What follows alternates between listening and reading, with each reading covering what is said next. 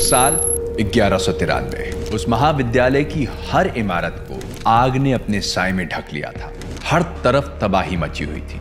मंदिर, मोनास्ट्रीज और लाइब्रेरी सब जल रहे थे। वो लाइब्रेरी इतनी विशाल थी कि वहां के बाकी हिस्सों में लगी आग तो कुछ दिनों में बुझ गई, लेकिन ये लाइब्रेरी 3 महीनों तक जलती रही। करीब 90 लाख ग्रंथ और पुस्तकें, जिनमें आयुर्वेद से लेकर अंतरिक्ष तक सबका ज्ञान था, सब इस भीषण आग में जलकर राख हो गई। और इस सब के पीछे था एक जालिम शासक और उसकी असुरक्षा की भावना, जिसकी लगाई हुई आग ने ज्ञान के इतने बड़े भंडार को जलाकर खाक कर दिया। इटली की बोलोना यूनिवर्सिटी, जिसे आज दुनिया की सबसे पुरानी यूनिवर्सिटी कहा जाता है, लेकिन हमारी कहानी इससे भी 500 साल पुरानी है। ये कहानी है नालंदा महाविहार यानी नालंदा यूनिवर्सिटी की। हर साल लाखों बच्चे भारत छोड़कर बाहर की यूनिवर्सिटी से अपनी पढ़ाई पूरी करने जाते हैं। ऑक्सफोर्ड, हार्वर्ड, न्यूयॉर्क यूनिवर्सिटी जैसी कई यूनिवर्सिटीज आज पूरी दुनिया में फेमस है, लेकिन हजारों साल पहले कहानी कुछ और थी। जब दूसरे देशों से लाखों विद्यार्थी अपनी शिक्षा पूरी करने भारत आते थे, तब शिक्षा का केंद्र कोई फॉरेन यूनिवर्सिटी नहीं, बल्कि प्राचीन भारत के सबसे पुराने विश्वविद्यालयों में से एक था नालंदा विश्वविद्यालय। नालंदा ये शब्द 3 संस्कृत शब्दों से मिलकर बना है, ना, आलम और दा, जिसका मतलब है अनस्टॉपेबल फ्लो ऑफ नॉलेज। अपने नाम की तरह ही ये यूनिवर्सिटी शुरुआत से ही प्राचीन भारत की एक ऐसी जगह थी जहां ज्ञान का असीम भंडार था। लगभग 57 एकड़ के एरिया में फैली इस यूनिवर्सिटी में लिटरेचर, थियोलॉजी, लॉजिक, मैथमेटिक्स और मेडिसिन जैसे कई सब्जेक्ट पढ़ाए जाते थे, जहां स्टूडेंट्स ज्ञान की खोज में China, Tibet, Indonesia, Japan, Persia, Turkey जैसे कई देशों से खींचे चले आते थे।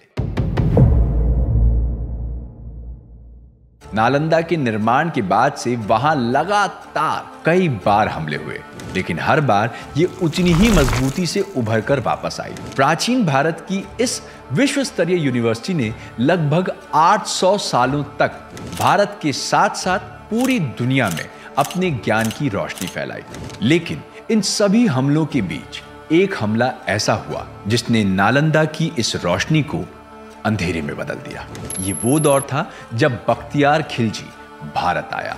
अफगानिस्तान के एक कबीले से बख्तियार दिल्ली और अवध में काम ढूंढने के इरादे से आया था, लेकिन वहां उसे कोई सफलता हासिल नहीं हुई।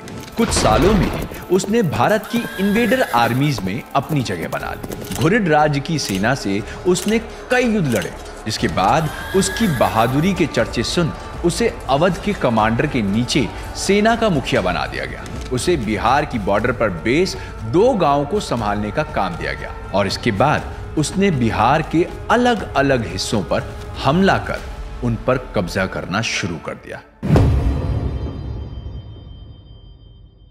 वैसे तो किसी लंबी बीमारी से उभरने के बाद इंसान खुश होता है और डॉक्टर को धन्यवाद देता है, लेकिन जब खिलजी को इस बात का पता चला तो उसका मन इनसिक्योरिटी और जलन से भर गया।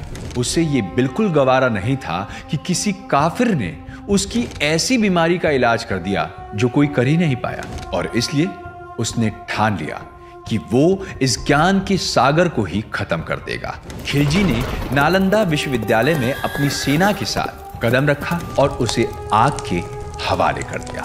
असुरक्षा की इस भीषण आग में हजारों बुद्धिस्ट मॉन्क्स, टीचर्स और स्टूडेंट्स की मौत हो गई और ये यूनिवर्सिटी अपने सारे ज्ञान को समेट इतिहास के पन्नों में कहीं गुम हो गई। पर्शियन हिस्टोरियन मिनाज ई सिराज ने तबाकत ई नसीरी में इस संहार के बारे में बताते हुए लिखा है, Thousands of monks were burned alive and thousands beheaded as Khilji tried his best to uproot Buddhism.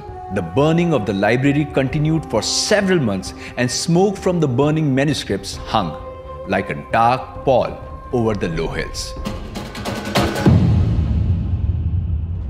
Nalanda university के डिस्ट्रक्शन के बाद भारत में धीरे धीरे बुद्धिज्म का पतन होना शुरू हो गया और आने वाले कई सालों तक नालंदा और इसकी शिक्षा दुनिया की नजरों से छुपी रही।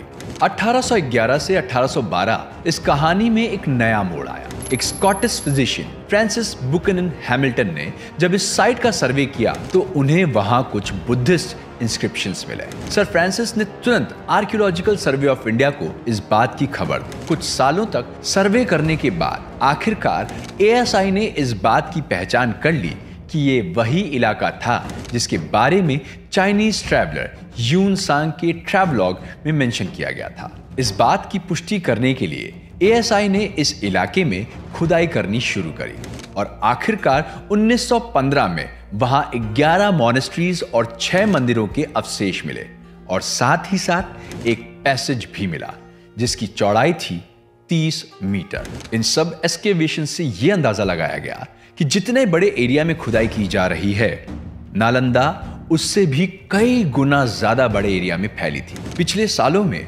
आर्कियोलॉजिकल सर्वे ऑफ इंडिया को वहां तांबे की प्लेटें, artifacts, Buddhist sculptures, coins, seals और इंस्क्रिप्शन जैसी चीजें मिली हैं। पर ऐसा माना जाता है कि आज भी इसका एक बहुत बड़ा हिस्सा मिलना बाकी है। मार्च 2006 में इंडिया के former president doctor APJ Abdul Kalam ने बिहार की स्टेट लेजिस्लेटिव असेंबली में एंशिएंट नालंदा विश्वविद्यालय का फिर से निर्माण करने का प्रस्ताव रखा था।